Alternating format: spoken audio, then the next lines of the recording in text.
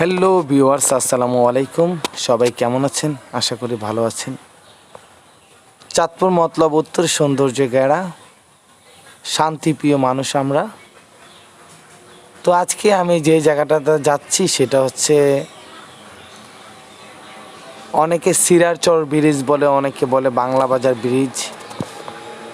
এই ব্রিজটা আপনাদের কাছে অনেক সুপরিচিত, কারণ হচ্ছে এই ব্রিজটা দিয়ে ঢাকা থেকে আমাদের মতলবে ঢোকা যায় এবং চাঁদপুরে ঢোকা যায়, সম্পূর্ণ মতলব ঢোকা যায়। এটা হচ্ছে দাউদকান্দি থেকে যে রাস্তাটা আসছে। আমাদের এই সিরারচর ব্রিজটা আপনার কাছে কেমন লাগলো, এবং সিরারচর ব্রিজের ডান পাশে বাম পাশে এত সৌন্দর্য যে দেখতে পাচ্ছেন আপনারা। বাংলাদেশ নদীমাতৃক দেশ, সৌন্দর্য ঘেরা। বাংলাদেশি মানুষ, আমরা খেটে খাওয়া মানুষ। তো সেই ক্ষেত্রে আমার এই ভিডিওটা করার উদ্দেশ্য হচ্ছে যে যারা না চিনেন যে এখান দিয়ে কীভাবে আসতে হয়, সেটা হচ্ছে দাউদকান্দি থেকে সিরারচর ব্রিজ বললেই হবে এবং কি বাংলা বাজার বললেও হবে। তো এখানে যখন গাড়ি চালাবেন একটু সাবধানতা অবলম্বন করতে হবে।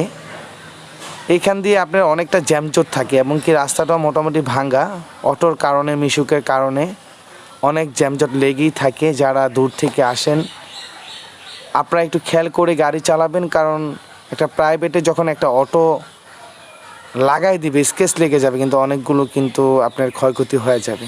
আর ডান বাম পাশে আগ দিয়ে সাজানো, কেউ বলে গ্যান্ডারি, কেউ বলে আখ। তো আমি সিরারচর ব্রিজের নিচে নামতেছি। তো সামনে হচ্ছে সিরারচর মাজারও আছে, আপনারা চিনেন, যারা না চিনেন তারা তো বলে দিলাম। এবং কি মিষ্টির দোকানে এখানে আছে, এখানে ফল ফলাদি আছে এবং অনেকগুলো দোকান আছে। যে কেউ যদি মিষ্টি কিনতে চান, এবং আখ, কলা, বিস্কিট, পান সবই এখানে পাওয়া যায়। ধন্যবাদ সবাইকে। চাঁদপুর মতলব উত্তর ইনভাইট হলে ঘুরে যাবেন। আল্লাহ হাফেজ, ভালো থাকবেন।